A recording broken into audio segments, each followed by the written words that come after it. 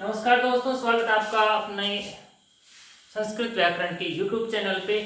और आज की कक्षा में हम पढ़ने वाले हैं एक संज्ञा। कौन सी संज्ञा, कौन से सूत्र से होती है, कहाँ पे होती है, कब होती है, किन वर्णों की होती है, किस स्थिति में होती है, उस संज्ञा होने का फायदा क्या है और उस संज्ञा से आगे होने वाले क्या क्या कार्य हैं, उन सभी सवालों का जवाब आपको मिलेगा अपनी इस कक्षा के अंदर।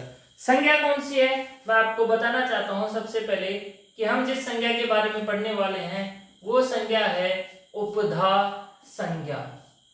संस्कृत व्याकरण के अंदर बहुत ज्यादा काम में आने वाली संज्ञा है उपधा संज्ञा। हर जगह काम में आती है और इस संज्ञा को समझना हमारे लिए बहुत ही जरूरी है अगर हम संस्कृत व्याकरण पढ़ते हैं। तो कैसे समझेंगे, तो मैं हूं आपको समझाने के लिए तैयार, आपका अपना SR टोडावता। और आज हम सीखेंगे कि उपधा संज्ञा कहाँ पे होती है। सबसे पहले मैं आपको बताना चाहूंगा कि उपधा संज्ञा का सूत्र कौन सा है, कौन सा सूत्र है जिससे उपधा संज्ञा यहाँ पर होती है। सूत्र का नाम है अलो अंत्यात् पूर्व उपधा।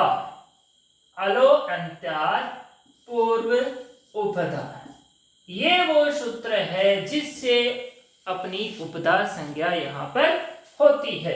ठीक है, सूत्र क्या कहता है, किन वर्णों की उपधा संज्ञा होती है, तो इसका अर्थ जानने के लिए हम इस भाई साहब का करेंगे पोस्टमार्टम। जैसे ही पोस्टमार्टम करेंगे हमें पता लग जाएगा कि उपधा संज्ञा आखिर होती क्या है।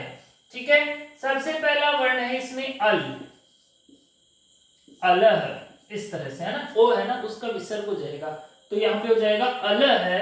फिर यहाँ पे बचेगा अंत्यात्, ऐसे अंत्यात्। ठीक है, अंत्यात् के बाद में यहाँ पे बचा पूर्व और फिर अपनी वो संज्ञा आई गई जिसको हम समझने वाले हैं कि उपधा आखिर होती क्या है। ये बीमारी क्या है भाई साहब, उपधा बीमारी है क्या, इसका इलाज क्या है, इसका इलाज अभी हम कर देंगे क्या इलाज है। ठीक है, तो देखो सूत्र का अर्थ ही समझ लेते हैं। सबसे पहले तो आधी चीज तो हमें सूत्र से समझ में आ जाएगी क्या चीज है। सबसे पहले तो यहाँ पे है अल। अल क्या चीज है, देखो अल जो चीज है ना वो है प्रत्याहार। अल एक प्रत्याहार है। जिस तरह से हमने पहले प्रत्याहार बनाना सीखा था उस हिसाब से अल प्रत्याहार जो है वो आई उण के ऐसे लेकर के हयवरट के हयवरट लण यम गन्नम जबे गर्दस जब गर्दस कब चटक चढ़ाओ कपय सससर और हल, मतलब कि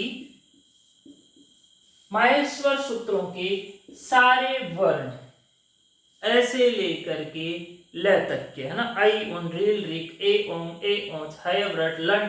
मैं आपको लिख देता हूं यहाँ पे, आपको आसानी रहेगी समझने में। देखो अ ई ओ न, री री क, ए ओ ग, आई औ च, ह य व र ट, ल न, य म ग न न म। ठीक है, यम गणनम। फिर यहाँ पे लिख देते हैं ज भ य घ ड़ ध श, ज ब ग ड़ द श, ख फ छ ठ ठ च ट त व, क प य स श श र, और यहाँ पे अंतिम हल। ठीक है, इस तरह से अपनी ये जो माहेश्वर सूत्र है उसमें ऐसे लेकर के ल तक के जितने भी वर्ण है, जितने भी स्वर हैं, जितने भी मतलब कि सारे वर्ण, स्वर और सभी व्यंजन, सभी स्वर और सभी व्यंजन जो है वो अल प्रत्याहार के अंदर आ जाते हैं। ऐसा कोई वर्ण नहीं बचता जो अल प्रत्याहार में नहीं आता है। सभी स्वर और सभी व्यंजन, तो वो होता है अल प्रत्याहार। अंत्यात् ऐसा अल प्रत्याहार का कोई सा भी वर्ण अगर अंत में हो और उस अंत से पूर्व यानी पहले वाला, वो उपदा कहलाता है। कैसे?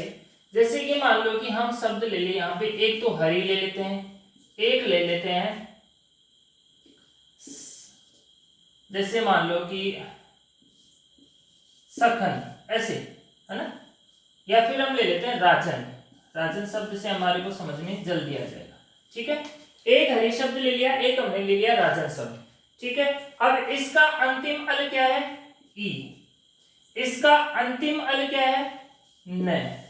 ठीक है, मतलब अल के अंदर क्या तो सारे स्वर या सारे व्यंजन सभी आते हैं इसके अंदर।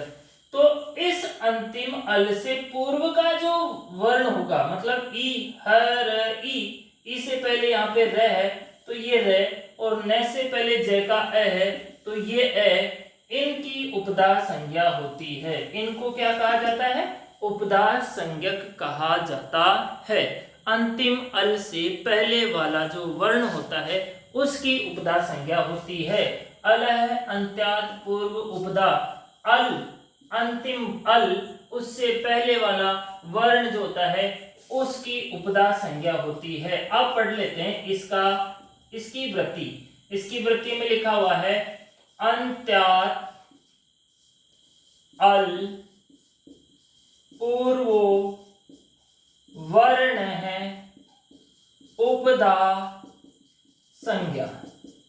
ठीक है, ये इसकी वृत्ति में लिखा हुआ है। बहुत ही सरल तरीके से हम इसको समझ सकते हैं। क्या कहता है ये कि अंतिम अल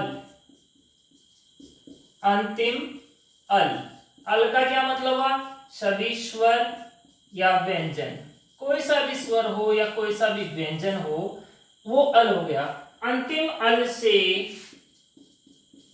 पूर्व वाला वर्ण उपदा होता है। अंतिम अल से पूर्व वाला वर्ण उपदा संज्ञक कहलाता है। जिस तरह से हम सीखें कि यहाँ पे सखन होगा, आगे हम पढ़ेंगे तो सखन एक शब्द होगा अपने पास, सखन। सखन का अंतिम जो न है उससे पहले वाला जो वर्ण होगा, ख का जो अ है, वो उपदा संज्ञक होगा।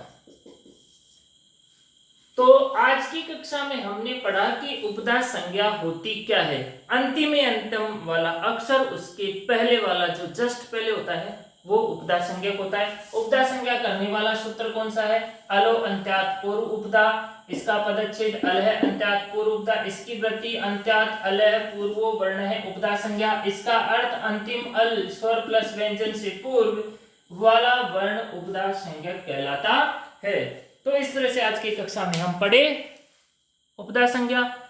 मुझे आशा नहीं, मुझे विश्वास है आपको समझ में आई गया होगा। आप इसका स्क्रीनशॉट ले सकते हैं। थैंक्स, धन्यवाद।